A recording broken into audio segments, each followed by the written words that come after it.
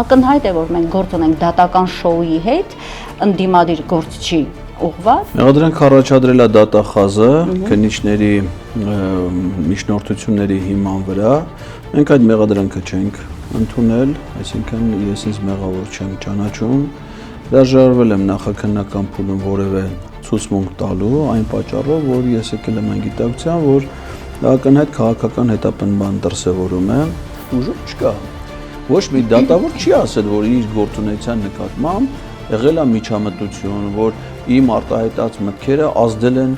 իր օրինական պարտականությունների կատարման վրա։ Եթե մարդը դատավորի պաշտոն է զբաղեցնում, դա դեռ չի նշանակում, որ ինքը սրբադասված է իրավունքի իմաստով։ Ադրբեջանցի դատավորների մասին էլ բան չեմ կարող։ Կարող եք արդեն ասել, երեք բազվեց, որ երեք դատան ասաց, որ այդ սահմանափակումը վերաբերում է միայն Հայաստանի Հանրապետության պաշտոնյաների։ Ադրբեջանի մի դատավոր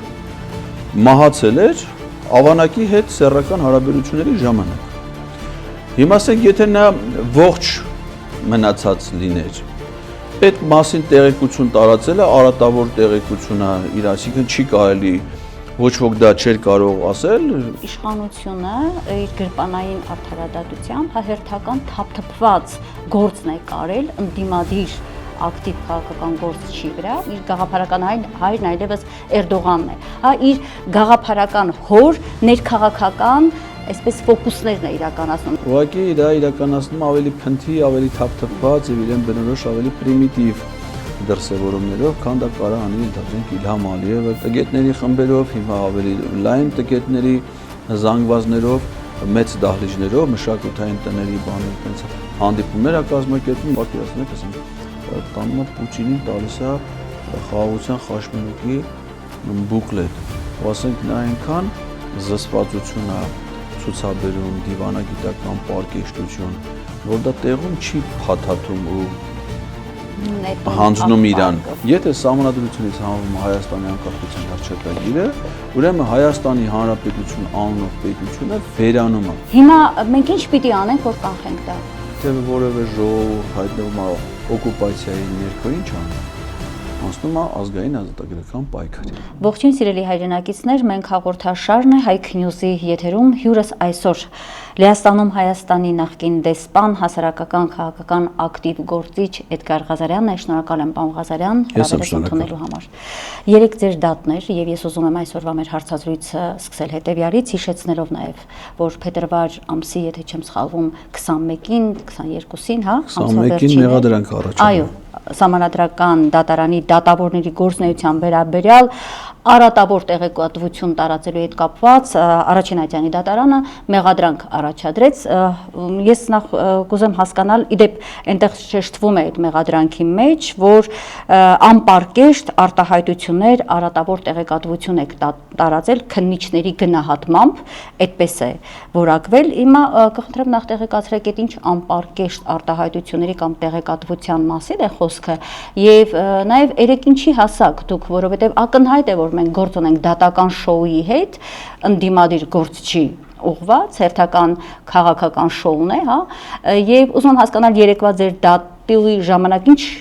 ընթացք ստացավ, մի փոքր ներկայացրեք, խնդրեմ։ Մեղադրանք առաջադրել է դատախազը քննիչների միջնորդությունների հիման վրա։ Մենք այդ մեղադրանքը չենք ընդունել, այսինքն ես ինձ մեղավոր չեմ ճանաչում, հրաժարվել եմ նախաքննական փուլում որևէ ցուցմունք տալու այն պատճառով, որ ես եկել եմ այն գիտակցության, որ դա ակնհայտ քաղաքական հետապնդման դրսևորում է։ Մեղադրանքը հանիրավի է, այն բացարձակ չի համապատասխանում իմ գործողություններին, իմ գործունեությանը, եւ առաջադրված մեղադրանքը քրեական օրենսգրքի այն հոդվածով, որով ինձ մեղադրանքի առաջադրվել, բացարձակապես վերաբերելի չէ այն արարքներին, որը ինձ վերագրվում է, որի հետ ես իմ գործունեությունը առնչվում է, այդ հոդվածը քրեական օրենսգրքի լրիվ ուրիշ կարգավորումներ ունի, լրիվ այլ իրավահարաբերությունների է վերաբերում, բայց ինչի է դա ընտրված, իմ կարծիքով, որովհետև այլ հոդվածներով եթե փորձեի մեղադրանք առաջադրել, դրանց համար նախատեսվում է պատժի մեղմ չափ, ասենք առավելագույնը 2 ամսվա ազատազրկում։ Իսկ այս հոդվածը, որով ինձ մեղադրանք են առաջադրել, նախատեսվում է մինչև 5 տարվա ազատազրկում։ Եվ երեք հետաքրքիր էր, որ մեղադրող դատախազը, որը դատանում հանդես է գալիս որպես հանրային մեղադրող, իր խոսքում ասաց, որ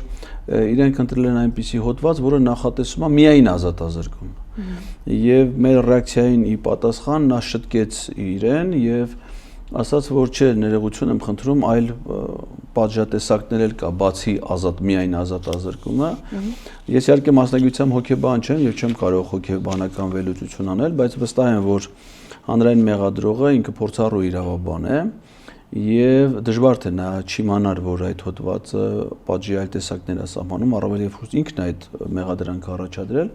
Ես կարծում եմ, ինքն է ենթագիտակցորեն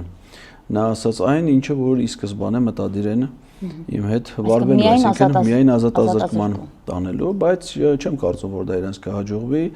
Երեք դեռ ընդհանրապես նախնական դատական լսումներն էր, որտեղ միայն կողմերի ինքնությունն է պարզվել, կարճելու հարցն է քննարկվել եւ ուրեմն խափանման միջոցի հարցն է քննարկվել, այսինքն հիմնական դատական լսումները դեռ առջևում են։ Մենք շատ լավ ենք պատրաստվել եւ ես ինքս եմ շատ լավ պատրաստվել այդ գործին եւ ինձ էլ իրենց ֆունկցիոնալ աջակցությունն է ցուցաբերում 5 իրավապաշտպաններ նախաձեռնությունը, որը կազմված է 5 փորձառու փաստաբաններից, պաշտպաններից եւ ես կարծում եմ, որ մեզ հաջողելու է ջախջախել այս մեղադրանքը իրավական առումով այն իրավական բաղադրիչ չունի։ Մենք քանի որ արդեն ծանոթ ենք գործի նյութերին, շատ հետաքրքիր բացահայտումներ ունենք, որոնցով որ կարող է բացի դրանից, որ ես լիարժեք հավակնում եմ արդարացման որոշման, ես կարծում եմ, որ այս գործով այլ մեղադրյալներ են լինելու։ Օրինակ երեք իմ ելույթում ես արդեն հնչեցրեցի եւ դատախազը ներկա էր, հուսով եմ, որ արդեն ընդունել է դա որպես հաղորդում հանցագործության մասին։ Այս գործի նախաձեռնողի վերաբերյալ դա եղել է Սահմանադրական դատանի աշխատակազմի ղեկավարը Սամվել Առաքելյանը, որը ինքն է դիմում գրել գլխավոր դատախազին իմ դեմ այս վարույթը նախաձեռնելու համար, ընդ որում իր գրությունը ըստ էության պաշտոնական փաստաթուղթ չի հանդիսանում, այսինքն չունի ելից համար, հերթական համար, այդ գրությունը չի պարունակում հաղորդում հանցագործության մասին, այն հոդվածների, որին վկայակոչվում է, այդ դեպքում, եթե որևէ Սահմանադրական դատանի դատավոր նկատում է իր գործունեության վրա միջամտության փորձ, ապա ըստ օրենքի, Սահմանադրական դատանի մասին Սահմանադրական օրենքի, դատավորը ինքը պետք է դիմի իրավապահ մարմիններին եւ Սահմանադրական դատանին։ Որոշ դեպքերում Սահմանադրական դատանի նախագահը պետք է դիմի իրավապահ մարմիններին։ Սահմանադրական դատանի աշխատակազմի ղեկավարը նման իրավասություն չունի, այսինքն նա փորձ արել տիրանալ Սահմանադրական դատանի դատավորների լիազորություններին, դա նախագահի լիազորությունների չարաշահման փաստի հետ ինքն իրավչության ակնհայտ դրսևորում է, որովհետեւ եթե ինքը հանդես է եկել որպես պաշտոնատար անձ, իսկ ինքը հանդես է եկել ոչ թե քաղաքացի, այլ որպես պաշտոնատար անձ, այսինքն գրությունը ձևակերպել է, թե չնայած գրության չափանիշներին չի համապատասխանում, համար չունի եւ այլ, բայց գրությունը ձևակերպել է պաշտոնական ձևաթղթի վրա, բլանկի վրա, այսինքն ինքը որպես քաղաքացի չի դիմե։ Իսկ քրեական դատավարության օրենսգիրքը սահմանում է, որ եթե պաշտոնատար անձն է դիմում, որ դեպքերում պետք է դիմի, այն դեպքում, երբ որ դա անդրադառնում է իր գործունեության վրա։ Այսինքն ակնհայտ է, որ դիմող սուբյեկտը պետք է լիներ դատավորը, եթե դատավորը գտնում է, որ իր հանդեպ կա, բայց դիմող սուբյեկտը այլ անձ է։ Եվ Սահմանադրական դատանի աշխատակազմի ղեկավարը ՍԴ դատավորների իրավունքների պաշտպանության խնդիրներով չի զբաղվում, նա նման իրավասություն չունի։ Ընդ որում նա մի պաշտոնյա, որ ինձ է փոխարինել այդ պաշտոնը, որ ես բողոքարկել եմ, այսինքն այստեղ կարող է լինել նաև անձնական դիտական դրսևորումներ, որ իմ նկատմամբ իրականացնի, փորձի այդ ձևով իրականացնել քրեական հետապնդում եւ այլն։ Այսինքն դեռ շատ հանգամանքներ կամ հնարավոր չի այս գործն է, որտեղ ասում է դատավորի, դատախազի, քննիչի հասցեի գործունեության միջամտելու ձևեր, այսինքն սա այն գործերից է, որ չի կարող լինել քրեական վարույթ առանց տուժողի։ Չկա տուժողը։ Տուժող չկա, ասենք դուք չպարզեցիք երեկվա նիստում էլ ով է։ Ես ոչ թե չպարզեցի, այլ գործի նյութերում տուժող չկա։ Այսինքն ստացվում է, որ բոլորը մենակ շահող են, չէ՞։ Եթե տուժող չկա, ուրեմն շահել են։ Հիմա եթե բոլորը շահել են, ինձ ինչի են։ Դա ինչու է շահում։ Օրինակ ասենք օրինակ խուլիգանության հանցակազմի մեջ, չէ՞, ասում է պարտադիր չի, որ ինչ-որ մեկը տուժի, դու ցուցաբերել ես անհարթ գալիս վերաբերմունք հասարակության նկատմամբ, չէ՞։ Բայց այստեղ եթե մեղադրանքը վերաբերում է դատավորի, դատարանի հասցեի, այսինքն պետք է այստեղ տուժող լինի խիստ որոշակի մարդ։ Իհարկե։ Տուժող չկա, Ոչ մի դատավոր չի ասել, որ իր գործունեության նկատմամբ եղել է միջամտություն, որ իմ արտահայտած մտքերը ազդել են իր օրինական պարտականությունների կատարման վրա կամ մեղադրանքը ինչ որ մի փուլում հանկարծ դրանք ի հայտ կան հնարավոր է այս իշխանությունը պարտադրել, ասեք իրանք արդեն գրել են ինչի համար են ուզում։ Օրինակ իմ քննադատական դա էլ է քննադատական խոսք, հրապարակախոսական խոսք, որը ես չեմ հերքում, ես այդ մտքերը ասել եմ եւ պնդում եմ, այն ինչ որ ասել եմ, ես հիմա դատանում եմ դրա մասին կխոսեմ։ Ես այդ իմ այսինքն պնդում եմ, որ դրանք իմ տեսակետներն են, ես չեմ հրաժարվում, դա կեղծված չի, դրանք իմ մտքերն են, բայց դրանք ոչ թե տեղեկություններ են դատավորների մասին, այլ իմ գնահատականներն են նրանց գործունեության վերաբերյալ, ընդ որում ոչ թե նրանց գործունեության ընթացքում։ Այսինքն իմ մեղադրանքը վերաբերում է կոնկրետ մեկ որոշման Հայաստանի եւ Ադրբեջանի սահմանային հանձնաժողովների կանոնակարգի վերաբերյալ սահմանադրական դատանի որոշման վերաբերյալ։ Այսինքն իմ քննադատական խոսքը հնչել է այդ որոշումը ընդունելուց հետո, այսինքն դա չէր կարող անդրադառնալ դատավորի օրինական գործունեության վրա, արդեն կայացված որոշում, ընդ որում օրենսդրությամբ ասում է, որ եթե դու ունես որոշումը բողոքարկելու իրավունք, դեռ կարող է մի քիչ ավելի չարտահայտվեց դրա վերաբերյալ, չէ՞, բայց սահմանադրական դատանի որոշումները վերջնական են, բողոքարկման ենթակա չեն, ուժի մեջ է մտնում հրապարակման պահ, այսինքն դրանց վերաբերյալ բացի հանրային կարծիք արտահայտելուց, ուրիշ ոչ մի կերպ նրանց հետ հնարավոր չի վարվել, հնարավոր չի բողոքարկել։ Իսկ արտահայտված կարծիքը այդ որոշման բովանդակության վրա այլևս չի անդրադառնում, որովհետև որոշումը արդեն կայացվել է։ Բացի այդ, ասենք մեղադրանքը այդ հոդվածը դիսպոզիցիան օրենսգիրքի վերաբերում է դատավորի օրինական գործունեությանը, այսինքն եւ եթե բարձրաձայնվում է խնդիր դատավորի գործունեության օրինականության հանգամանքները պարզելու հետ կապված, այստեղ արդեն կասկածի տակ է դրվում, չէ՞, դատավորի կարգավիճակին վերաբերող հարցը, հետեւաբար այսպիսի հարցերը առանձին քննարկման առարկա, այսինքն եթե մարդը դատավորի պաշտոն է զբաղեցնում, դա դեռ չի նշանակում, որ ինքը սրբադասված է իրավունքի իմաստով եւ որևէ դատավորի դեմ որևէ իրավական գործընթացներ չպետք է լինեն, պետք է մտածել, որ բոլորը բարեխիղ շոբան իրենց պարտականում մեկ լրատվությունից բազմաթիվ լուրեր են մեզ հայտնի, երբ որ ձերբակալվել են դատավորներ իրենց պաշտոնավարման շրջանում, չէ, ասենք կամ դատախազներ են ձերբակալվել տարբեր ենթադրյալ հանցանքի հանգամանքներով պայմանավորված։ Հիմա հարց առաջանում, ասենք Ռուբեն Վարդազյանը Բարձրագույն դատական խորհրդի նախագահն էր եւ նրան մեղադրանք են առաջադրել, այսինքն նրան մեղադրանք առաջադրողը ստացվում է այս տրամաբանությամբ դրա մասին հարատավոր տեղեկություն է տարածել, որ մեղադրանք առաջադրել պիտի պատասխանատվության ենթարկվի։ Իսկ տրամաբանությունը ո՞րն է կամ հիմա բարեբախտաբար այս վերջին դատարանը որոշեց, որ այնտեղ ասում են աշխարհի բոլոր դատավորների դատախազների մասին ես չեմ կարող վատ տեղեկություններ տալ եւ մենք հարց ենք բարձրացրել, որ Ադրբեջանի դատարաններում հիմա ընթանում է մեր ռազմաքաղաքական ղեկավարության եւ մյուս ռազմագերիների դատավորությունը։ Ես ադրբեջանցի դատավորների մասին էլ բան չեմ կարող։ Կարող եք արդեն ասել, երեք բազվեց որ կարող եք դատան ասած, որ այդ սահմանափակումը վերաբերում է միայն Հայաստանի Հանրապետության պաշտոնյաներին արել եւ բայց իմաստով ես այսօր օրինակ օգտվելով այդ ազատության շրջանակից մի օրինակ եմ ուզում բերել, ես անցած տարի կարդացի, որ մի քանի տարի առաջ Ադրբեջանի մի դատավոր մահացել էր ավանակի հետ սեռական հարաբերությունների ժամանակ։ Հիմա ասենք, եթե նա ողջ մնացած լիներ, այդ մասին տեղեկություն տարածելը արատավոր տեղեկություն է իր, այսինքն չի կարելի, ոչ ոք դա չէր կարող ասել, չնայած դա ասենք թե չեմ կարծում, որ շատ մարդու կարա պատիվ բերի նման,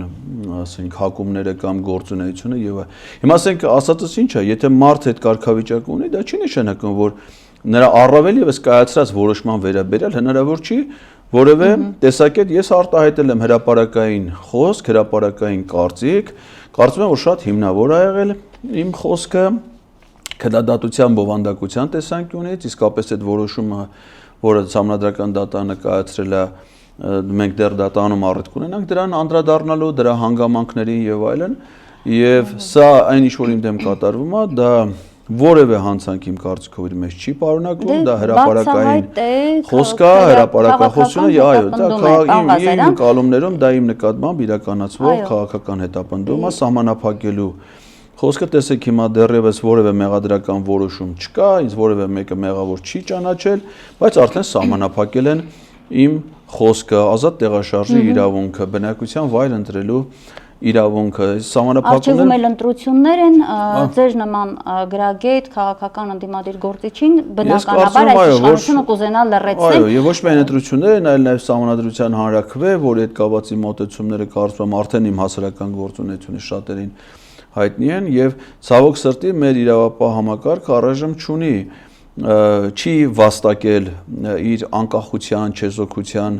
այն բավարար պաշարը, որը կարող էր վաստակել պայմանավորված քաղաքական իշխանության վերջի շրջանի հատկապես գործունեությամբ։ Տեսել ենք, թե ոնց են, ասենք, անկախ համարվող մարմինների ղեկավարներ, ասենք բարձրագույն դատական խորհրդի նախագահ հրաժարական տալի վարչապետի պահանջով, քննչական կոմիտեի ղեկավարը հրաժարական տալի կամ հակակոռուպցիոն կոմիտեի ղեկավարը վարչապետի պահանջով։ Մենք տեսել ենք, թե ոնց է հակակոռուպցիոն կոմիտեի ղեկավարը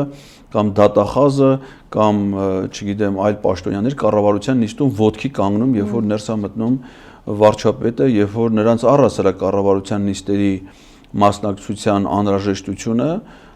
շատ խիստ վիճահարույց է, որովհետև անկախ մարմինների ղեկավարները չի պետք է քաղաքական մարմնի նիստերին մասնակցեն, եթե իրենք կոնկրետ գործով հրավիրված չեն կամ իրենք նիստը իրենց խնդրանքով չի, իրենք կոնկրետ այդ հարց չունեն այնտեղ քննարկելու, որովհետև այդ նիստում հիմնական դերակատարները մասնակիցներ են, որոնք օրինակ դատախազի գործողությունների իմաստով կարող են լինել օբյեկտ եւ նաեւ հակակոռուպցիոն կոմիտեի ղեկավար, ասենք հակակոռուպցիոն կոմիտեի ղեկավարի պաշտոն այնպիսի մի պաշտոն է, որ ինքը կարող վարույթ նախաձեռնի վարչապետ Նիկոլ Փաշինյանի դեմ, նրան մեղադրանք առաջադրի, պայմանավորված, ասենք, նրա հետ որոշակի չնայած անհասկանալի, բայց ինքնահարճակ իմաստով որպես կին հանդես եկող գործունեության, հիմնադրամի գործունեության եւ այլն դրանում տեսնելով ընդհանրեն կոռուպցիոն մեծ ռիսկ էր։ Օրինակ, երբ որ նույն հակակոռուպցիոն կոմիտեն կամ ազգային անվտանգության ծառայությունը վարույթ են նախաձեռնել եւ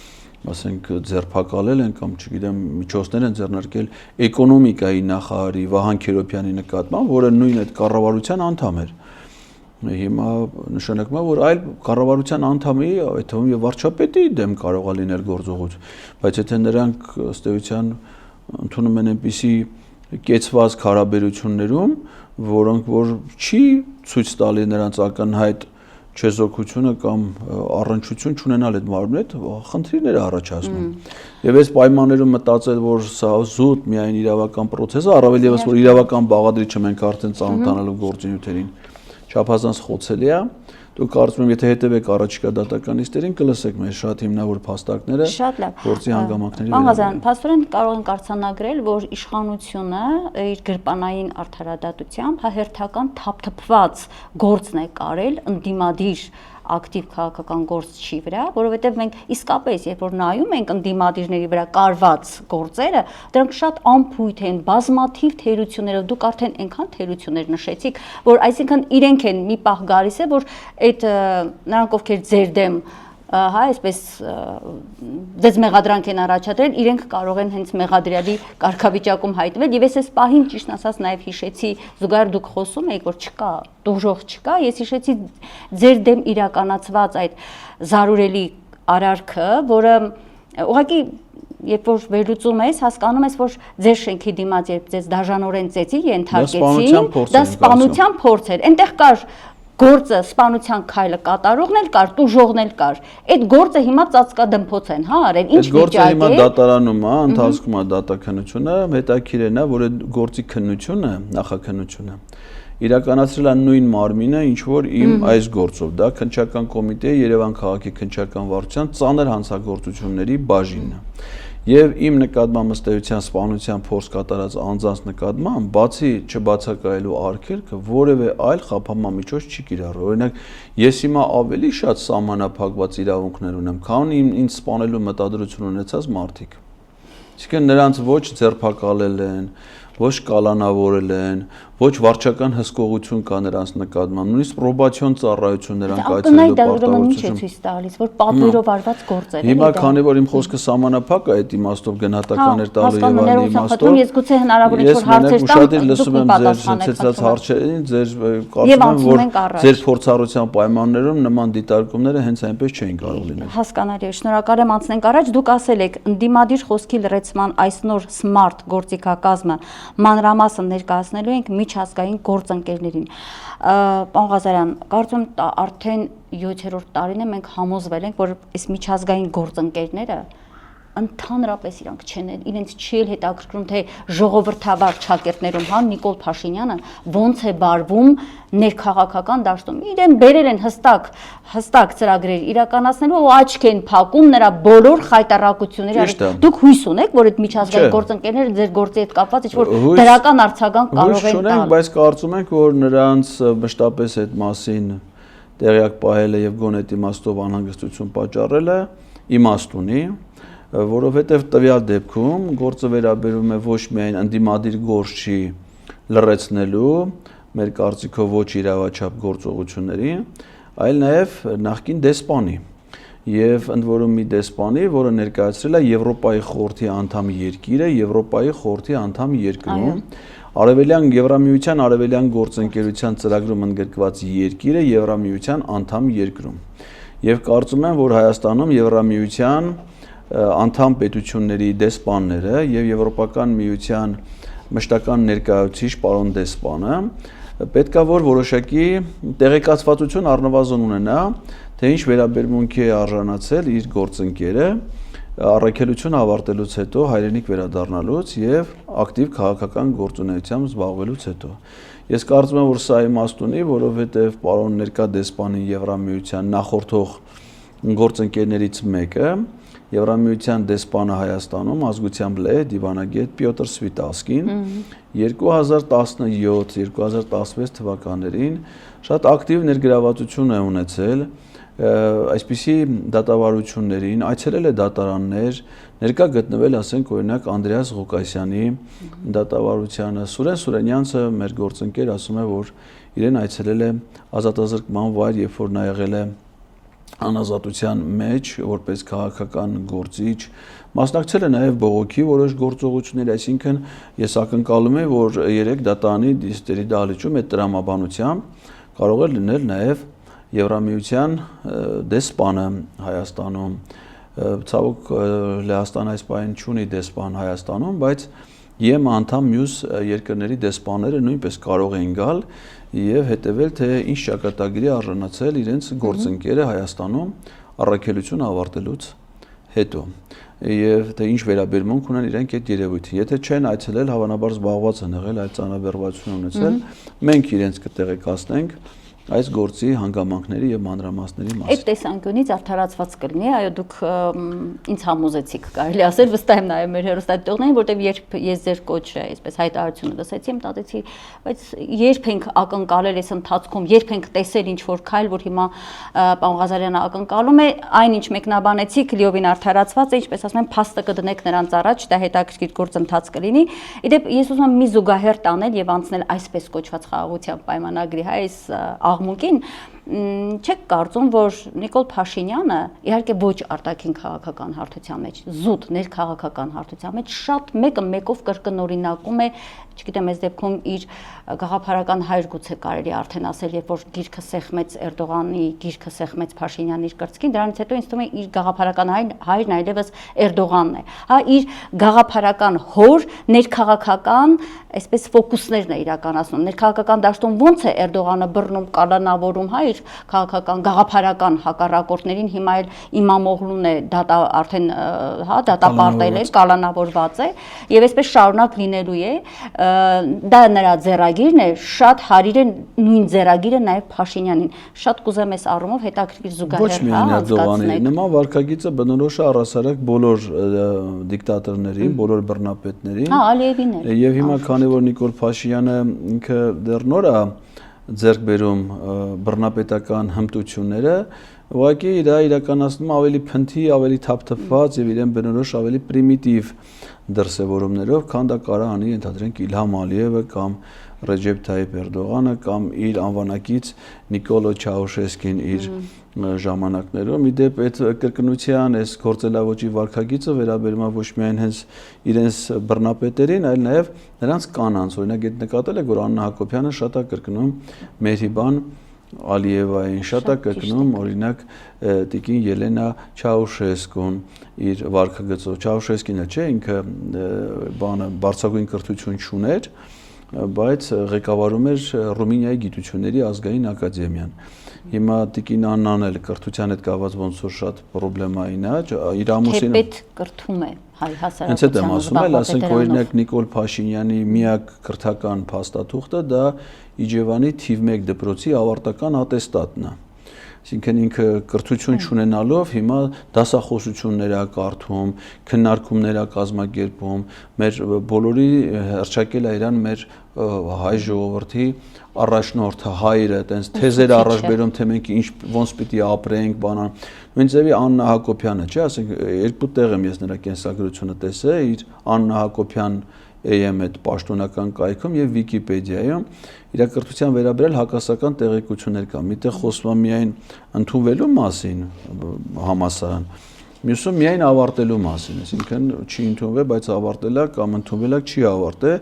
ընդ որում ֆակուլտետը, որտեղ առնչվում է ինքը այնուամենայնիվ նշել է ինքը հիշատակել է Երևանի պետական համալսարանի լրագրության ֆակուլտետի, ֆակուլտետ, որ Երևանի համալսարանը չունի եւ երբեք չի ունեցել։ Դա կոչվել է ընդհանրապես եղել ժուրնալիստիկայի ֆակուլտետը միշտ, այսինքն հնարավոր չի դու լինես մի ֆակուլտետի շրջանավարտ եւ չիմանաս դրա ոնց անվանումը։ Եվ հիմա նման վիճակում գտնվող մարդը տգետների դպրոցա բացել եւ ասենք սկզբից ավելի փոքր տգետների խմբերով, հիմա ավելի լայն տգետների զանգվածներով, մեծ դահլիճներով, մշակութային տների բաների տենց հանդիպումներ է կազմակերպում եւ այդ տգետների դպրոցում դասախոսության է հրավիրում, ասենք տգիտության պրոֆեսոր Նիկոլ Փաշինյանի, որ նա նույնպես տենց դասախոսություններ։ Սա տեսեք, սա բան է, Ելենա Չաուշեսկի, չէ, ասենք որ նա էլ կրթություն չուներ, գիտությունների ակադեմիան էր ղեկավարում, կամ Մեհրիբան Ալիևան, չէ, այս հիմքայլը հիմնադրամի գաղափարը։ Մեհրիբան Ալիևան Ադրբեջանում Հեյդար Ալիևի անվան հիմնադրամի նախագահն է։ Այսինքն մեկին մեկ կրկնում են, էլի։ Այո, հիմա Նիկոլ Փաշինյանն էլ, այո, ինքն էլ իր գործողություններով ընդդիմախոսների նկատմամբ հալածանքներ կիրառելով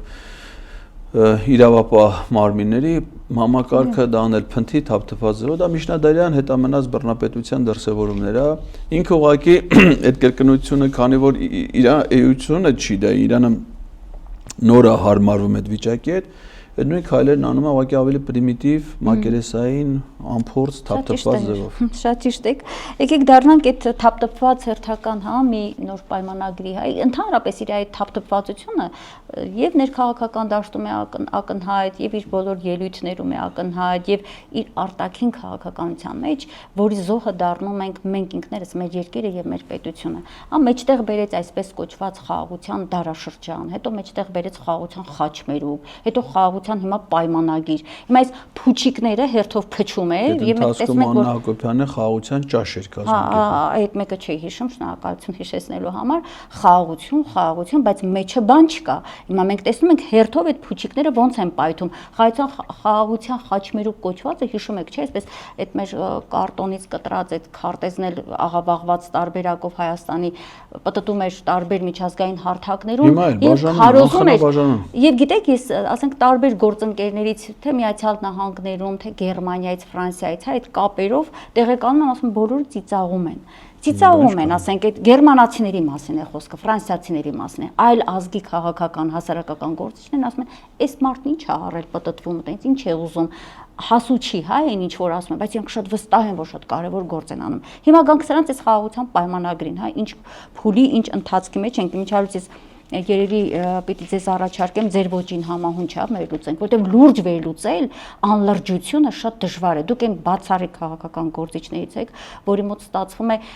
Փաշինյանի բոլոր քայլերը լավ հումորով մի հատ ներկայացնել ունի Պաղազարյան, երևի դա այս պահի փրկողակն է, որտեղ կարելի է խելագարվել այն հիմարությունից, որ ներկայացվում է։ Վերաբերում նաև դրա լուրջ բովանդակայի մասին, որովհետև իրականում ես համաձայն եմ ձեզ հետ այն իմաստով, որ դա խաղաղության հետ բացարձակ կապ չունի։ Խաղաղություն մեր երկրում եղել է մինչև ադրբեջանա-թուրքական հեղափոխությունը, մինչև 2018 թվականը, դրանից հետո մեր երկիրը մղվել է շարունակական եւ անվերջանալի պատերազմների շրջան։ Սկսվել է 20 թվականի հուլիսին Տավուշյան մարտերից իր պաշտոնավարման շրջանում, այնուհետև մեծ պատերազմը 20 թվականի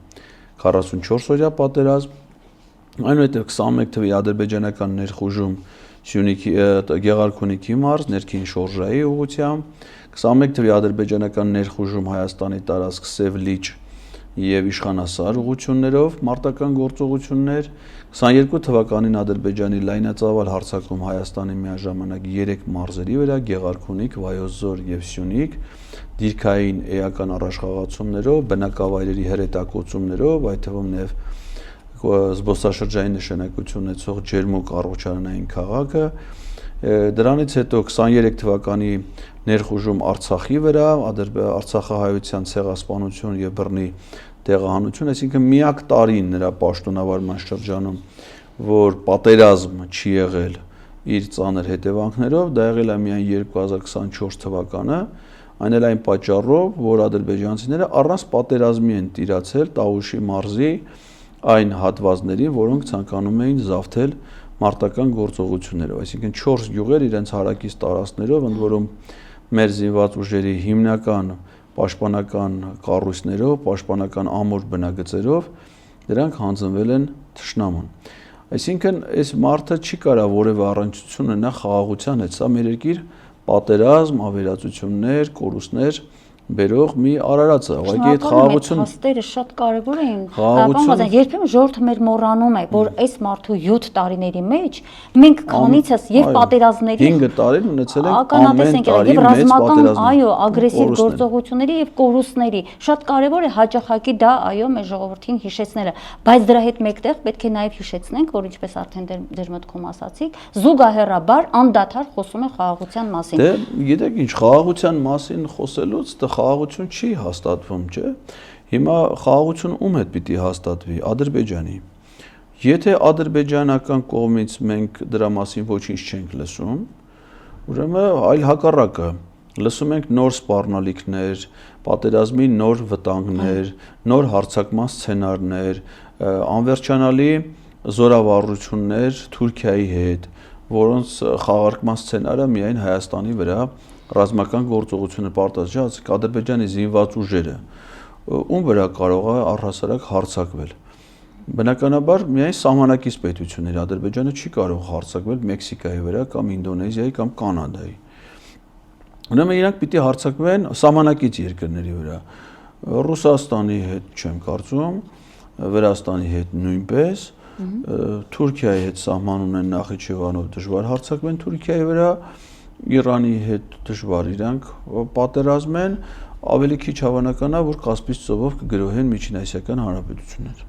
Ուրեմն իր միակ սահմանակից պետությունը մնում է Հայաստանը։ Բայց վարչապետն ասում է, որևէ հիմք, հիմնավորում չկա, որ պատերազմ կարող է լինի եւ հարձակվի, չէ՞ որ մենք գնում ենք ախր խաղաղության պահպանության։ Հայաստանի վարչապետը, որ վախեցած սպասում է, թե երբ կլինի այդ հարձակումը։ Իսկ նա որ պիտի հարձակվի Ադրբեջանի ղեկավարը, իսկ ընդ մաքուր դիկտատուրա է, ընդ երկրորդ կարծիք չի կարող այդ երկրում լինել, 2024 թվականի նոյեմբերի 8-ին Բաքվում մի հատ այնց հուշարձան են տեղադրել, նշանավորում են իրենց հաղթանակի Արցախում։ Այդ հուշարձանի մոտից, նույնիսկ COP29 գագաթար ժողովից մի քանի օր առաջ ուղերձ է հղում, ուղղված Ադրբեջանի ժողովրդին, որտեղ Հայաստանի եւ հայ ժողովրդի մասին խոսելուց 11 անգամ գործածում է թշնամի եզրույթը։ Թշնամու հետ ոչ ոք բարեկամություն չի անում, համագործակցություն չի հաստատում, թշնամու դեմ մարդիկ իրականացնում են թշնամական գործողություններ։ Եվ ինքը չի թաքցնում այդ թշնամական։ Հիմա դու ինչքան էլ ասես, որ մենք խաղաղություն ենք հաստատում, մենք ունենք խաղաղության խաչմերուկ, չէ՞, ձեր ասած այդ հիմարությունը, այդ 4 էջանի բուկլետը, որ ինքը անխնա տարածում է, նույնիսկ ասենք դրանից ինքը տվել է Չինաստանի վարչապետին, Ռուսաստանի նախագահին, ասենք պատկերացնում եք, ասենք տանում է Պուտինին, տալիս է խաղաղության խաչմերուկի բուկլետ, ու ասենք նա այնքան զսպվածություն է ցուցաբերում, դիվանագիտական պարկեշտություն, որ դա տեղում չի փաթաթում ու հանձնում իրան։ Այսինքն պատկերացնում ես ում ինչ ես ասում, չէ՞, դու ինչ ես տալ, ինչ ես ասում, ասածդ դու ունես 4 սահմանակից պետություն, որի հետ Վրաստանի հետ ունես շատ վաղուց մինչև ադրբեջանա-թուրքական հեղափոխությունը ազատ առևտրի համաձայնագիր, մյուսը Իրանն է, որի հետ ունես բարեկամական հարաբերություններ, Իրանը ԵԱՏՄ-ի հետ ունի ազատ առևտրի համաձայնագիր, որի անդամ երկիր ես նաև դու, մյուս երկու պետությունները քո դեմ ճշնամաբար տրամադրված քեզ շրջափակման մեջ պահող երկրներ են։ Հիմա այդ երկուսը միշտ կա, այն երկուսը միշտ փակ է։ Այդ խաղաղության խաչմերուկը դու ուր ես տանում, եթե մյուս կողմերում ճանապարհները փակ է ու դրանք բացելու մասին ոչ ոք երբեք ոչ մտադրություն, ոչ ծրագիր չեն ասել։ Թուրքիան ասում է հայ-թուրքական հարաբերությունների օրակարգ գոյություն չունի եւ չի կարող գոյություն ունենալ դեռ այնքան ժամանակ, քանի Հայաստանը չի կատարել Ադրբեջանի բոլոր պայման, ոչ թե հիմնական պայմանները, 12 պայման, 20 պայման, բոլոր պայմանները։ Աղազարյան, ո՞րն է այդ բոլորը, ուր է հասնում։ Մեկ եթե ցանկանալու սարսափել կարելի է։ Հայաստանի չգորությունն է։ Եթե հաշվի առնենք, որ Թուրքիայի քարտեզում Հայաստան չկա, Ադրբեջանին եւս, կնշանակի այդ բոլորը բա իրաց մտքերը այդ իրենց քաղաքականության իրականացումն է ամբողջությամբ։ Դե եկել է իշխանության մի մարդ, որը կարող է անել դա։ Մեր երկիրը, ընդ որում վերջին անգամ Նիկոլ Փաշինյանի որոշմամբ 2020 թվականի հուլիսին ընդունվել է Հայաստանի Հանրապետության ազգային անվտանգության ռազմավարությունը։ Մեր ազգային անվտանգության ռազմավարությամբ եւ Թուրքիան եւ Ադրբեջանը համարվում են Հայաստանի համար վտանգ ներկայացնող ճշնամական պետություններ։ Այսինքն մեր պետությունը գնահատում է այդ պետությունների վարած քաղաքականությունը որպես իր համար անվտանգային սպառնալիք։ Եվ այդ սպառնալիքը ոչ միայն այս ժամանակաշրջանում չի վերացել, այլ ունեցել է գործնական դրսևորում։ Այսինքն, եթե 20 թվականի հուլիսին դեռ դա միայն սպառնալիք էր, ապա սեպտեմբերի 27-ին այդ սպառնալիքը անցել է գործողության մեջ։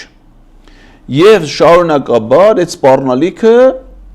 ավելի ինտենսիվանում է, դառնում է ավելի վտանգավոր եւ իր հետևանքների իմաստով։ Հիմա Ադրբեջանը նույնպես ունի, չէ, իր անվտանգային դոկտրինը, իր փաստաթղթերը, եթե նույնիսկ փաստաթղթի տեսքով է չունենան, Ադրբեջանի ազգային անվտանգության ծառայությունը ունի իրավիճակի գնահատում, թե որոնք են հանդիսանում իրենց երկրի անվտանգային սպառնալիքները։ Վստահ առավելապես կարելի ասել, որ իրանք Հայաստանն են դիտարկում իրենց երկրի անվտանգության համար որպես գլխավոր սպառնալիք։ Ցանկացած պետական անվտանգային մարմին, երբ որ գնահատում է իր պետության դեմ հնարավոր սպառնալիքները, սկսում է միջոցներ ձեռնարկել այդ սպառնալիքները չեզոքացնելու, վերացնելու ուղղությամբ։ Այսինքն ադրբեջանական պետության գլխավոր նպատակը Հայաստանը որպես պետություն վերացնելն է, հայ ժողովրդին որպես էթնոս այս տարածաշրջանում ապրող բնաջնջելն է։ Եվ իրենք դա ոչ թե ունեն մտադրություն, այլ արդեն Հայաստանի մի հատվածում կարողացել են իրագործել Արցախում, բնաջնջելով հայ ժողովրդին եւ ենթարկելով էթնիկ հանգամանքներով պայմանավորված բռնի տեղահանության։ Հիմա Արցախում հայ չի ապրում եւ ամբողջը հիմա դա մեր երկրի մի հատվածն է, չէ՞։ Հիմա դրանից իրաց նպատակները ხო չի փոխվել։ Ավելին, իրենք ոգևորված են իրենց հաջողություններով եւ անցնում են հաջորդ էտապներին, այս հատվածին բնաջնջման եւ ոչնչացման։ Դուք ներկայացրեցիք ադրբեջանա-թուրքական տանդեմի ծրագիր, այսպես սեղմ տալու, որը արտացոլված է 2021 թվականի հունիսի 15-ին Շուշիում Ռեջեփ Թայիփ Էրդողանի եւ Իլհամ Ալիևի կողմից ստորագրված հռչակագրով, որը կոչվում է Շուշիի հռչակագիր։ Օրինակ, այն որ Ադրբեջանի հետ Հայաստանը պիտի ունենա խաղաղության պայմանագիր, առայժմ դա ֆանտաստիկայի ժանրից է, բայց 2021 թվականի Շուշիի հռչակագիրը վաղուց ոչ միայն ստորագրվել, այլ նաև վավերացվել է եւ Ադրբեջանում, եւ Թուրքիայում, եւ ուժի մեջ մտած միջպետական պայմանագիր։ Իսկ այդ պայմանագիրը նախատեսում է երկու կարևորագույն դրույթ։ Առաջինը Հայաստանի Սյունիքի մարզի եւ Վայոց ձորի մարզի, որոնք իրանք համարում են որպես Զանգեզուրի միջանցքի համատեղ օգտագործում,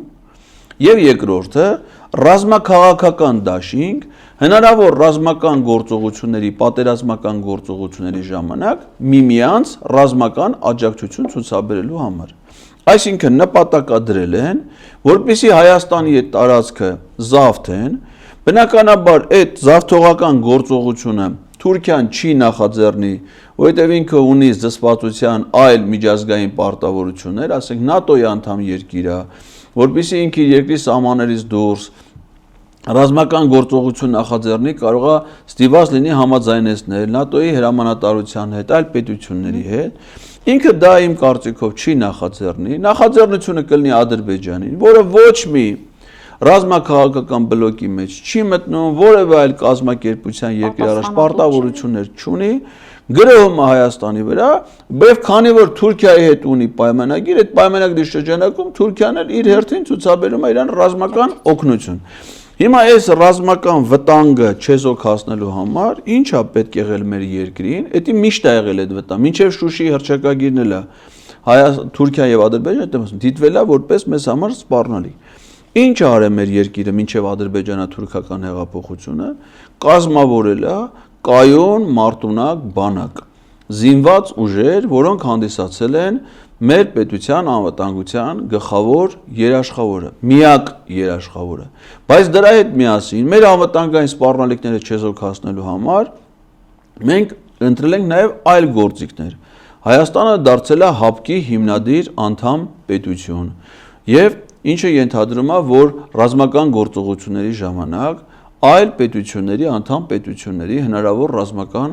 աջակցություն, որին Հայաստանի անդամակցությունը դադարեցրել է փաստացի Նիկոլ Փաշինյանը։ Հայաստանի տարածքում տեղակայվել են ռուսական զորամիավորումներ։ Մինչև ադրբեջանա-թուրքական հեղափոխությունը երկու ռուսական ստացիոնար զորամիավորումներ։ Մեկը Ռուսաստանի անվտանգության դաշնային ծառայության ՖՍԲ-ի սահմանապահ զորքերը, որոնք վերահսկել են հայ-թուրքական սահմանը, հայ-իրանական սահմանը, Երևանի Զվարթնոց օդանավակայանի սահմանային ծառայությունը համատեղ Հայաստանի ԱԱԾ սահմանապահ զորքերի հետ, ընդ որում մյուս ծառայություններն էլ Հայաստանի հետ համատեղ։ Եվ ռուսական 102 ռազմաբազան, որը ենթարկվում է Ռուսաստանի պաշտպանության նախարարության զինված ուժերին։ Այսինքն երկու ստացիոնար զինված ներկայություն ա եղել Հայաստանում, որը իր հերթին հիմա ինչ արել Նիկոլ Փաշինյանը 24 թվականին օգոստոսի 1-ից Զվարթնոց օդանավականից է հանել ռուսական սահմանապահներին, 25 թվականի հունվարի 1-ից Մեղրի անցակետից է հանել, իսկ ամբողջ 24 թվականի ընթացքում հայ-ադրբեջանական սահմանին տեղակայված 17 սահմանային կետեր միայն Սյունիքի մարզում, 2 սահմանային կետեր Տիգրանաշենի հատվածում եւ ռուսական 102 ռազմաբազայի ժամանակավոր տեղակայումներ պատերազմից հետո Տավուշի մարզում եւ Սյունիքի մարզում։ Դրանք բոլորը դուրս են բերվել։ Դրա հետ միասին հիմա ինքը պատրաստում է ստորագրի Ադրբեջանի արչեւ պարտավորություն, որ նրանք երբևէ այնտեղ չեն լինի, այդ որ ասում է երրորդ հիմա մարդիկ միամտորեն դա վերագրում են միայն Եվրամիության քաղաքացիական դիտորդական առաքելության։ Դա ծիծաղելի է, Եվրամիության քաղաքացիական դիտորդական առաքելությունը ոչ մի ֆունկցիոնալ նշանակություն չունի սահմանային անվտանգության ապահովման հարցերում։ Այդպիսի ֆունկցիոնալ նշանակություն կարող ունենա միայն ՀԱՊԿ առաքելությունը, որի Հայաստանը դրա անդամն է հանդիսանում։ Եվ Նիկոլ Փաշինյանն է սառեցրել, Նիկոլ Փաշինյանի փոխարեն եթե մի հատ նորմալ մարդ լինի Հայաստանի վարչապետ, նա կարա դիմի ՀԱՊԿ-ին եւ ստանա այդ օգնությունը։ Դեպ ասեմ 22 թվականի սեպտեմբերին Հայաստանը դիմել է ՀԱՊԿ-ին եւ Հայաստանը այլ ՀԱՊԿ-ը առաջարկել է օգնություն տրամադրել Հայաստանին։ Եվ դա եղել է ՀԱՊԿ-ում Հայաստանի նախագահության ժամանակաշրջանում եւ մի երկիր ընդամենը դեմ եղել, որ ՀԱՊԿ-ը չի կարողացել Հայաստանին օգնություն տալ, որովհետեւ ՀԱՊԿ-ում որոշումները կայացվում են կոնսենսուսով, բոլորը պետք է կողմ լինեն, բայց ընդամենը մի երկիր դեմ ա եղել եւ այդ եղել է Հայաստանը։ Շնորհակալ եմ հետաքրքիր վերլուծության համար։ Հիմա գանք եւ ձեզ կհակադարձի երկրի վարչապետի պաշտոնը զբաղեցնող անձը, թե ինչ եք ասում, պարոն Ղազարյան, ով է զիջել, ինչ է զիջել, չէ՞, իր վերջերս արագ ոտքի վրա շատ արագ հարցազրույց բան արեց, հա, հմեկով տվեց հարցազրույց, մշակված է դա արդեն այսօր անտիֆեքի եթերում դրա մշակումը կա։ Ղազարյան versus Ղազարյան նախագծով։ Շատ լավ կդիտենք, բայց մենքի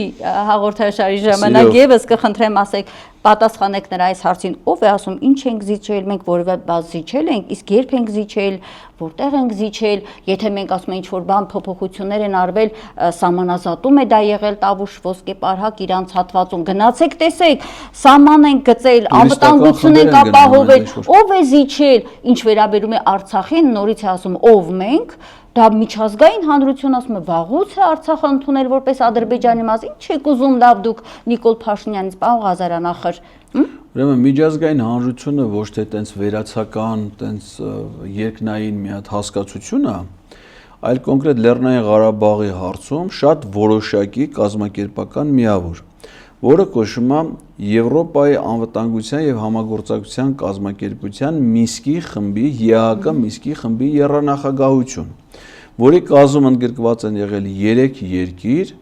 Միացյալ Նահանգները, Ֆրանսիան եւ Ռուսաստանը, 3-ն էլ ՄԱԿ-ի անվտանգության խորհրդի մշտական անդամներ։ Եվ ՄԱԿ-ը նրանց լիազորել է այդ երկրներին, որպեսզի հանդես գան որպես միջնորդ Հայաստանի եւ Ադրբեջանի միջև բանակցային գործընթացում։ Նման առաքելություն երբեք չի կարող լինել այն դեպքում, երբ որ ճանաչվում է Ադրբեջանի տարածքային ամբողջականությունը, որովհետև այդ ճանաչման դեպքում, այսինքն եթե որևէ մեկը Արցախը ճանաչած լիներ Ադրբեջանի կազմում, այնտեղ բանակցելու խնդիր հարց չէր առաջանում։ Այսինքն ասում են, որ դա Ադրբեջանի տարածք է, եւ եթե Ադրբեջանը իշխանություն չունի իր տարածքի նկատմամբ, ուրեմն կա մեկ այլ երկրի օկուպացիա, օկուպանտ երկրի դեմ կիրառում են տարբեր պատժամիջոցներ, տնտեսական պատժամիջոցներ, քաղաքական պատժամիջոցներ, պետությունները հեռացվում են միջազգային կազմակերպություններից, ասում են դուք էլ չեք կարող լինել ՄԱԿ-ի անդամ, դուք էլ Հայաստանը ոչ միայն շարունակել է այդ ընթացքում լինել ՄԱԿ-ի անդամ, Հայաստանի դեմ կիրառվել է 0 պատժամիջոց, բացառությամբ Թուրքիայի եւ Պակիստանի ու Սաուդյան Արաբիայի, ուրիշ ոչ մի երկիր Հայաստանի դեմ որևէ պատժամիջոց չի կիրառել։ Հայաստանը 2001 թվականին անդամակցել է Եվրոպայի խորհրդին, այսինքն դեռ նոր կազմակերպությունների է անդամակցել, դարձել է Եվրամիության արևելյան գործընկերության ծրագրի անդամ, ԵՄ գործընկեր, կնքվել է Եվրամիության հետ համագործակցության պայմանագրի։ Եվրամիությունը Հայաստանի դեմ ոչ միայն պատժամիջոցներ չի կիրառել, այլ կիրառել է GSP+ առևտրային արտոնություն սահմանող ռեժիմ, որ Հայաստանում արտադրված ապրանքներ առանց մաքսատուրքի վաճառվեն Եվրամիության շուկաներում։ Սա ճանաչման հետ որևէ կապ չունի, այսինքն հակառակը բանակցային ամբողջ գործընթացում Ադրբեջանի դիրքորոշումներն են հակադրվել ԵԱՀԿ Մինսկի խմբի համանախագահությանը։ Ադրբեջանն է միջդժգոհ է, եւ հիմա Ադրբեջանը հասել է դրան, որ Հայաստանի վարչապետը ասում է մենք կնախաձեռնենք, որպեսզի ԵԱՀԿ Մինսկի խումբը լուծարվի։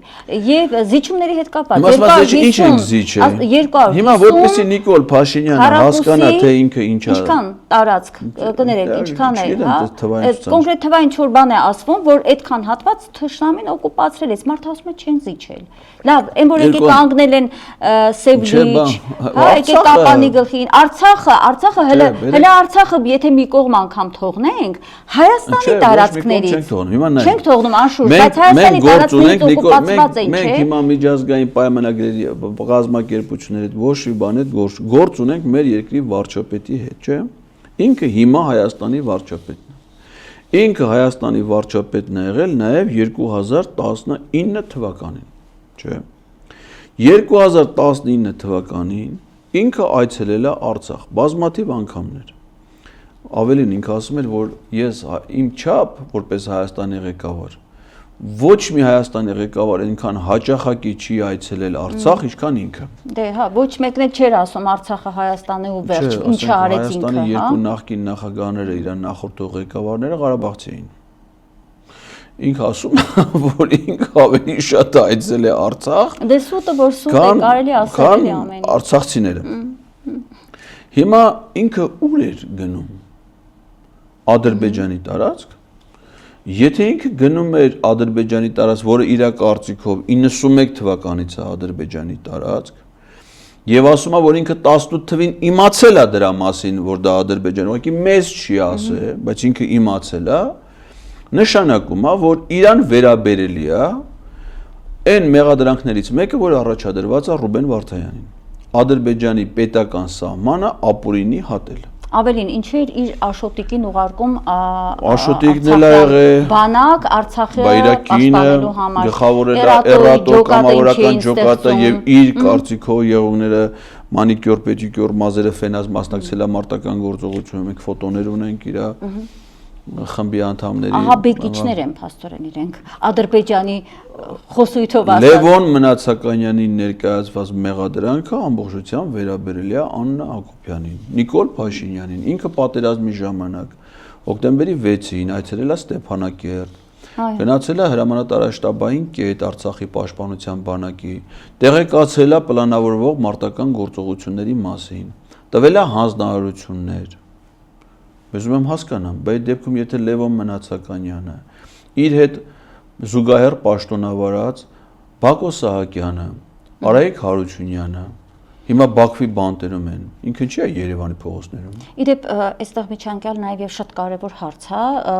պարոն Ղազարյան, Ադրբեջանը իր այդ բազմաթիվ պահանջների մեջ մի շատ վտանգավոր պահանջ ունի, բոլորն են վտանգավոր, ախր չգիտես որի վտանգավորության մասին խոսես, բայց այս պահին կխնդրեմ անդրադառնալ հետեւյալին, պահանջում է Հայաստանի իշխանություններից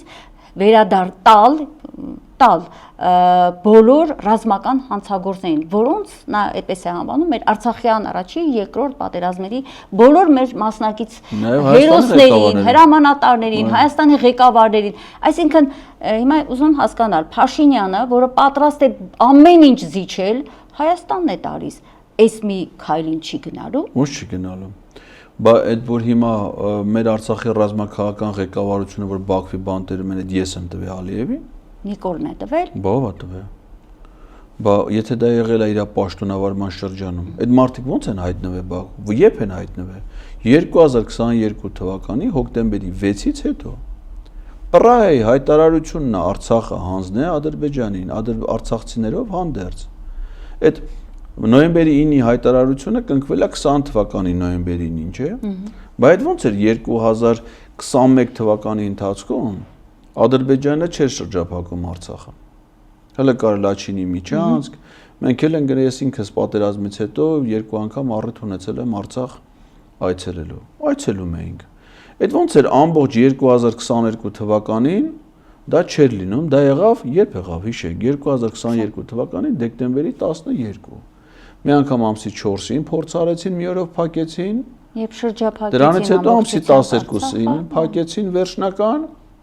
եւ արդեն 2023 թվականի ապրիլի 23-ին դրեցին պաշտոնական հսկիչ անցակետ Հակարի կամրջի վրա, Արցախը պահեցին տոտալ շրջափակման մեջ, Արցախի պաշտպանության բանակը կազմալուծվեց այս շրջանում, եղավ զորացրում, զորահամալրում չեղավ, սպառազինություններ չտրամադրեցին, ժողովրդին թողեցին շրջափակման մեջ, սոված, անպաշտպան, երկու պետության կանոնավոր բանակի, այդ երբ ա եղել։ Եվ այսօր իրենք մեղադրում են 2022 թվականի դեկտեմբեր։ Հոկտեմբերի 6-ից հետո, այսինքն այն պահից, երբ որ Նիկոլ Փաշինյանը Արցախը ճանաչեց Ադրբեջանի կազմում, դա ստորագրեց Իլհամ Ալիևի հետ։ Իլհամ Ալիևն էլ ասաց, եթե դա իմ երկիրն է, ես դրա նկատմամբ պիտի ունենամ վերահսկողություն, բերեց սահմանը դրեց ու վերցրեց վերահսկողության տակ։ Ու դրանից հետո էլ Արցախի ժողովրդին ասեցին, մենք ձեզ ցեղասպանում ենք, Արցախի ղեկավարությունն էլ ներկա ու նախկինով որ այդ պայն Ստեփանակերտում էր, ասեցին մեզ գերեվարեք, բայց ժողովրդին թողեք, որ գոնե ողջ մնան։ Այսինքն նրանց գերության մեջ հայտնվելը մյուս արցախցիների ողջ մնալու գինն է, որովհետև եթե նրանք չհամաձայնվեին, որովհետև նրանք որոշել են, որ վերջինը դուրս գան, չեն հասցրել։ Այո։ Այսինքն մնացել են որպես պատանդ, որպեսզի վերջին արցախցին, որ ցանկանում է լքել Արցախը, դուրս գա։ Արցախի ցանկանում է ինչի համար, խո իր ցանկությամբ կամավոր չէր։ Բռնության ամեն ինչի հաշվին, այսինքն իրանք մնացել են որպես պատանդ փրկելու համար մեր մյուս 150,000 քաղաքացիների կյանքը, հիշեք, Արցախի արտաքին գործերի նախարար Դավիթ Բաբայանը նույնիսկ Հակարի կամրջով չի անցել, որ ձերբակալ են կամ ադրբեջանցիները չեն, ինքը կամավոր ներկայացել է Շուշիում ադրբեջանական հայտարարություն արած եւ գնաց ու հանձնվեց Ադրբեջանի իշխանություններին, որպիսի դրանով փրկի մյուս մարդկանց, բա դա իմ որոշումներով ա եղել, թե Նիկոլ Փաշինյանի։ Հիմա ինքը նույն ձևի շարունակի, հիմա այն քրեական գործը, որ հարուցված է, Ես սա ոչ մի բանը դատողություններով չեմ անում ենթադրություններով, պաշտոնական հաղորդագրություններով։ Ադրբեջանի գլխավոր դատախազը հայտարարել է, որ այդ ռազմաքաղաքական ղեկավարության գործը իրենք նախաքննությունը ավարտել են, ուղարկել են դատարան եւ մենք տեսնում ենք այդ խայտառակ դատավարությունները, բայց գործը ունի անջատված մաս։ Անջատված մասով նախաքննությունը շարունակվում է։ Այդ անջատված մասում մեղադրյալի կարգավիճակներ ունեն Հայաստանի նախագահներ Ռոբերտ Քոչարյանը, Սերժ Սարգսյանը, Պաշտպանության նախարարները նախկին, զինված ուժերի գլխավոր շտաբերի պետերը, Արցախի պաշտպանության բանակի բոլոր ղեկավար կազմով, որ երբևէ առնչություն ա ունեցել, Արցախի առաջին պատերազմի կամավորական ջոկատների հրամանատարները, նրանց թվում կան նույնիսկ արդեն կյանքին հրաժեշտ տված մարդիկ, նրանց թվում են մեղադրյալի կարգավիճակ ունեն Մոնթե Մելքոնյանը, Վազգեն Սարգսյանը։ Իսկն հետ մահու անգամ։ Այո, հետ մահու, նա կարող է Նիկոլ Փաշինյանից պահանջի, ասի գերեզմանը քանդեք տվեք։ Ամեն ինչ անելու։ Նա Հայաստանում կամավոր իշխանությունը հանձնելուց բացի մնացած ամեն ինչ տարածք կլինի, մարդ կլինի, հիշատակ կլինի, արժեք կլինի, ինքը պատրաստ է եւ անում է, հանձնում է թշնամուն։ Պարոն Ղազարյան, մեր եթերաժամանակը սպառվում է, ես կուզեմ շատ կարճ այսպես ձեր դիտարկումները վերջին իր հարցազրույցի ժամանակ, երբ որ նա խոսում էր միջպետական հայցերը Ադրբեջանի դեմ, Հայաստանի կողմից ներկայացված այդ հայցերը հետ վերադարձնելու մասին, երբ խոսում էր սահմանադրության մասին, երբ խոսում էր ԵԱԿ Մինսկի խմբից լուծարելու մասին, պատերազմի հնարավոր կամ անհնար լինելու մասին, այդ բոլորի մեկնաբանությունները նրա տրամաբանությամբ բոլորը հնարավոր է անելու է նա Ալիևի պահանջով մեկ ձևակերպում է բոլորի տակ տալիս, որովհետև մենք պետք է առաջնորդվենք խաղաղության տրամաբանությամբ, սահմանադրությունն էլ նորը պետք է լինի այդ տրամաբանությամբ, այդ հայցերից, ասում եմ հայցերը տվել ենք ինչի համար, որ լինի խաղաղություն, դե գնում ենք խաղաղության, այս զավեշտը դե պարզ է որ սուտ է ասում, ընդ որում այնտեղ սահմանադրության հետ կապված եք ուզում ձեր միտքը ասեք, որ ասում երեք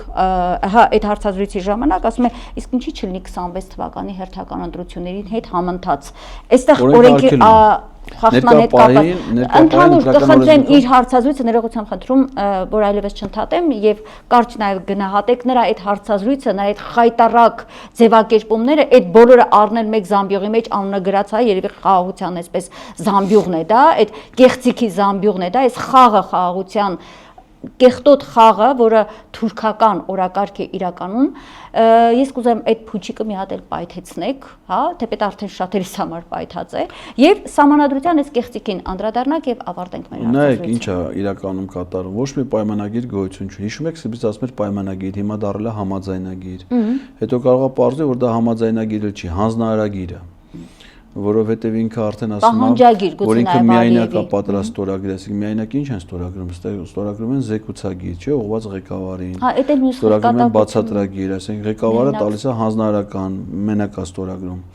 Հիմա ինքը միայնակ ստորագրելու, այսինքն ինքը ասում է, դու ինձ տվել ես 17 պայման պահանջ կատարելու, դու ինքդ դա չես ստորագրելու, Ադրբեջանը արդեն հայտարարել է, որ դա չի, այսինքն պետք չի սպասել, որ ինչ որ նրանք ստորագրեն, նրանք արդեն ասել են, որ չեն ստորագրելու։ Ստորագրող Ադրբեջանի նախագահը պիտի լինի, Ադրբեջանի նախագահն ասել է, որ ինքը դա չի ստորագրելու։ Այսինքն իրական հետևաբար հարցը չի առաջանում, բայց դեպքում ինչի են բանակցել, որտեղ ոչ մի բանակցություն չի եղել։ Դրել են պահանջներ, Հայաստանն ասում է, ես է 17 պահանջը ընդունում եմ եւ միակողմանի պատրաստ եմ ստորագրել, որ դա ընդունում եմ։ Ալիևն ասել է, դե դու ստորագրեցիր, ընդունեցիր դա, ուրեմն անցի դրա կատարմանը։ Ու ինքը սկսելու է դրան կատարել։ Ու դրանց բովանդակությունը մեզ դեռ չեն ասել։ Այդ երկուսը գիտենք, որտեղ դրան մասնելով ասե Ալիևը։ Այն 15-ի մասին չգիտենք։ Այսինքն սարսափելի կետեր էլի նույնիսկ կարող են այնտեղ լինել։ Ինչ է, ես գաղտնազերծել եմ դա։ Ինչ է։ Այսինքն ոչ թե ծանոթացել եմ գաղտնիքա հրապարակում եմ, այլ նայելով Ալիևի իր մինչև հիմիկվա ունեցած հայտարարությունները, հիմա պարզան, այնտեղ լինելու է այդ անկլավային տարածքներ կոչվածների հանձնում Ադրբեջանին, 3-ը Տաուշի մարզում, 1-ը Տիգրանաշենը,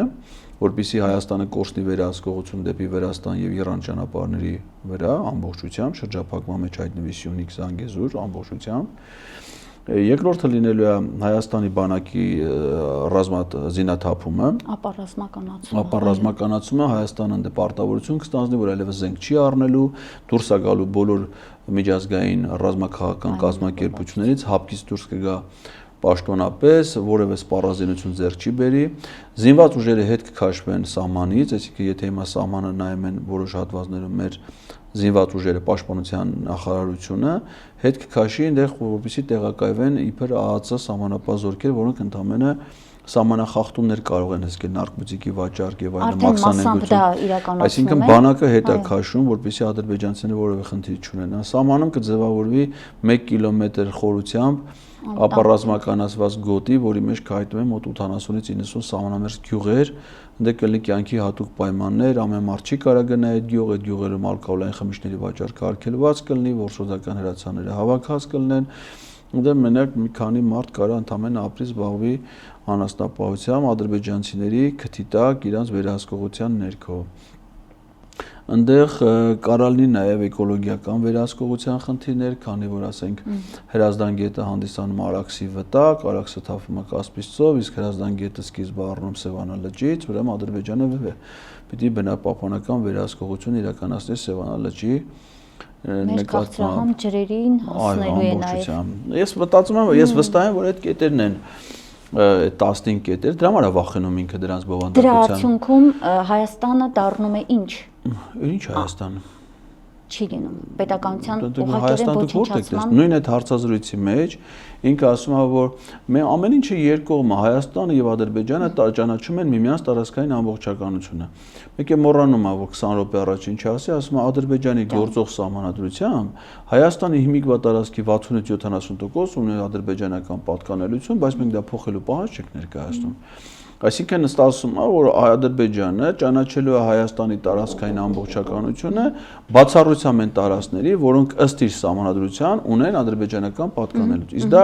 աշխարհագրորեն Նիկոլ Փաշինյանն ասել է, թե որոնք են։ Սյունիքի եւ Այոզորի մարզերն ամբողջությամբ, Արարատի, Արմավիրի, Գեղարքունիքի, Տաղուշի, Լոռու եւ Շիրակի մարզերից առանձին հատվածներ։ Էլ ինչ Հայաստան։ Տակը ինչ է մնում։ Դա մնում է, չէ, Կարսի, ինչ Ալեքսանդրապոլի պայմանագրի Հայաստան 9000 քառակուսի կիլոմետրանոց։ Մի սեղանի չափ բան կարող մնա, բայց այստեղ հիմա գամ ձեր հարցի մյուս մասին, ասում եք սահմանադրություն, չէ՞, ինք ասում է մենք պետք է ընդունենք սահմանադրություն։ Ադրբեջանի պահանջն է դա։ Ադրբեջանի սահմանադրության մեջ իր փոփոխության պահանջով իրանք չեն ասում փոխեք, ենթադրենք մարդու իրավունքների եւ հիմնարար ազատությունների գլուխը, չեն ասում փոխեք ազգային ժողովին վերաբերող գլուխը կամ տեղական ինքնակառավարման կամ դատական իշխանության։ Ասում է այդ սահմանադրությունից պիտի հանվի Հայաստանի անկախության հռչակագիրը։ Եթե սահմանադրությունից հանվում է Հայաստանի անկախության հռչակագիրը, ուրեմն Հայաստանի Հանրապետություն անունով պետությունը վերանում է, որովհետև Հայաստանի Հանրապետություն անունով պետությունը ստեղծվել է այդ հռչակագրով։ Հիմա եթե դա էլ է վերացնում, այն մնացած հատվածն էլ արդեն դրան տիրանում է Թուրքիան։ Հետևաբար այս տարածքում Հայաստան անվանումով պետությունը դադարում է գոյություն ունենալ, ինչը որ Ադրբեջանի եւ Թուրքիայի նոր քիչ առաջ ենք խոսում անվտանգային շահերից բխող որոշումը։ Ես չեմ կարող, որ այսպես ոչ թե վատատես լավատես լուրով ավարտելու խնդիր կա, այլ բանալին կամ բանաձևումը տալու ինչպես այս վիճակից դուրս գանք։ Դուք կարող եք շատ կարճ տալ այդ բանաձևումը, որովհետև մենք ողջամիտ արժանապատիվ հայերը, հայ ժողովուրդը չպետք է թույլ տա, որ դա տեղի ունենա։ Դա հայավոչնչացման ծրագիրն է։ Հիմա մենք ինչ պիտի անենք, որ կանխենք դա։ Ուրեմն մեր պետությունը հիմա, ես վաղուց եմ դա ասել, զավթված է ադրբեջանա-թուրքական օկուպացիոն ռեժիմի կողմից։ Իսկ մեր պետությունը հիմա զավթված է։ Հիմա Հայաստանի վարչապետն է Նիկոլ Փաշինյանը, թե Շահին Մուստաֆայևը, ես կարծում եմ, որ էական կարող լիներ նաև Շահին Մուստաֆայևը, որը նույնպես Տաղուշի մարզից է, եւ ի տարբերություն Նիկոլ Փաշինյանի գոնե ունի բարձրագույն կրթություն, որում ավարտել է Երևանի Հայաստանի պետական տնտեսագիտական համալսարանի ժամանակ ժողովրդի գերազանցությամբ, բայց Իլհամ Ալիևը որոշել է, որ այս պահին Հայաստանը պետք է ղեկավարի իր մյուս փոխվարչապետը Նիկոլ Փաշինյանը։ Այսինքն մեր երկրում իշխանությունը, ժողովրդի իշխանությունը եւ մեր պետությունը արդեն օկուպացված է։ Եվ որ դրա համար իրանց շահերը հերթով, կարգով իրականացվում։ Որպեսզի դա կանխվի, ընդհանրապես եթե որևէ ժողովուրդ հայտնվում է օկուպացիայի ներքո, ինչ անում։ Անցնում է ազգային ազատագրական պայքարի։ Ուրիշ ճար չկա։ Ցանկացած օկուպացիոն ռեժիմից ազատվում են ազգային ազատագրական պայքարի արդյունքում։ Եվ կարծում եմ, որ մեր ժողովուրդը պետք է հիմա համախմբվի, հասկանա, որ կանգնած է գոյապահպանական վտանգի առջև, իսկ դրա հասկանալու համար պետք չի ինձ լսել, պետք չի որևէ մեկի կարծիքը լսել, պետք է տեսնել, թե ինչ է տեղի ունեցել Արցախում 2023 թվականի սեպտեմբերին։ Այն նույն Արցախում, որի վերաբերյալ այն նույն ղեկավարը, որը հիմա շարունակում է մնալ Հայաստանի ղեկավար, համարում էր Հայաստանի տարածք, 2020 թվականի հանրաքվեի ժամանակ բուկլետ էր տպել Հայաստանի հպարտ քաղաքացու անձնագրով, որի վրա պատկերված էր Հայաստանն ու Արցախը։ Մեծ ճառեր էր ասում, դեռ նույնիսկ պատերազմի ժամանակ, որ մենք 1 միլիմետր չենք զիջի մեր հայրենիքից, մեր պատմությունից, մեր արժանապատվությունից, որ ինքը պատրաստ է զոհվել հանուն հայրենիքի։ Այդ նույն մարդը դեռ շարունակում է մնալ Հայաստանի վարչապետ։ Եվ եթե կարա այդպիսի ճառեր, այդպիսի ելույթներ ասի, ու դրանից հետո կանգնի ասի, որ Արցախը դա Ադրբեջանն է, դա 91 թվից է եւ այլն, դա նշանակում է ինքը կարա ասի Հայաստանի ցանկացած այլ տարածքի վերաբերյալ։ Հետևաբար իմ կարծիքը թող ոչ մեկին չհետաքրի, իմ կարծիքով թող ոչ ոք չառաջնորդվի, որոշումներ չկայացնի, այլ նայեն ընդամենը 1.5 տարի առաջվա տեղի ունեցած իրադարձություն, ինչա տեղի ունեցել իրենց հետ, ամեն մարդու հետ իր կյանքում եւ հասկանա, թե ինչ կարա տեղի ունենա ցանկացած օր, քանի դեռ Հայաստանը գտնվում է ադրբեջանա-թուրքական տիրապետության, այս ռեժիմի տիրապետության ներքո։ Որ պահին, որ մենք կարողանանք մեր մեջ ուժ գտնել, ամենքս մեր տեղում այդ դիմադրությունը ցույց տալ, այսինքն հիմա օրինակ եթե չգիտեմ, Գեղարքունիքի մարզում զանգում են մարդկանց, կանչում են, ասում են, եկեք Աննա Հակոբյանի տգետների դպրոցի դասին եւ մարդիկ դեռ գնում են Գավառի մշակույթի տան մեծ դահլիճ եւ նստում լսում են այդ դատարկախոսությունը։ Ուրեմն նշանակում է իրանց մոտ դեռևս չկա ներքին ինքնապաշտպանական, գոյապահպանական, նույնիսկ կենթանական բնազդը, որ հասկանան, որ իրենց արժև կանգնած է իրենց ոչնչացնող մարդը։ Եթե իրենք այդ մերժումը, այդ պայքարը, դա նես չպիտի լի, որ ես պիտի պայքարեմ, ինչ որ մեկը պիտի պայքարի, մեկը պիտի լի առաջնորդ եւ թող անեն, հա։ Ամեն մարդ ինքը պիտի այդ ներքին գիտակցումը ունենա, որ իրանց դեմ բայց համախմբող է պետք, չէ՞։ Այդ ռեժիմը ընդամենը կազմված է 200 գլուխ մարդուց։ Ամենաշատը, չէ, ասենք մի 80 ինչքան են 9 падգամավորներ, 69 падգամավորներ, մի 15 հոգի կառավարության անդամներ, մի 10 մարզպետներ, մի ինչ-որ իշխանական վերնախ, բոլորը որ գումարում են իրար 200 գլխից ավել չի ստացվում։ Հիմա մենք մնացածս այդ մի միլիոնից ավել, պիտի հասկանանք, որ այդ մարդիկ դրանք մեր թշնամիներն են։ Բայց այդ միլիոնի մեջ պիտի առաջնորդ չլինի, որ այդ միլիոնին առաջնորդի այդ հիմա կոնկրետ ես ինքս իմ պայքարը մղելով, հայտնվելով հալածանքներից, որի մասին ստեցինք, ֆիզիկական բռնությունից սկսած, քրեական հետապնդումներ, բազմաթիվ ձերբակալություններ, աշխատանքի ձրկել եւ այլն, ես չեմ դադարում պայքարելուց, այդ բռնաճնշումների վրա ինձ չի ազդում եւ ես առաջնորդի փնտրտուքի մեջ էլ չեմ։ Ով որ նախաձեռնում է որևէ գործ, որևէ ձեռնարկ, իմ մասնակցությամբ փորձում եմ այնտեղ լինել։ Ես կարծում եմ, որ իմ օրինակը չեմ կարծում, ես այդպես օրինակելի մարդ պիտի լինեմ, բայց կարծում եմ, որ այս մոտեցումը պիտի լինի համընդհանուր։ Եթե չէ, ապա մեզ սպառնում է Արցախի ճակատագիրը։ Շնորհակալ եմ հետաքրքիր վերլուծության համար, կարծում եմ մեր հաջորդ հարցազրույցում մենք կխոսենք ավելի շատ հնարավոր զարգացումներից, ընդդիմադիր հատվածում, կառաջարկեմ նաև այդ հատվածում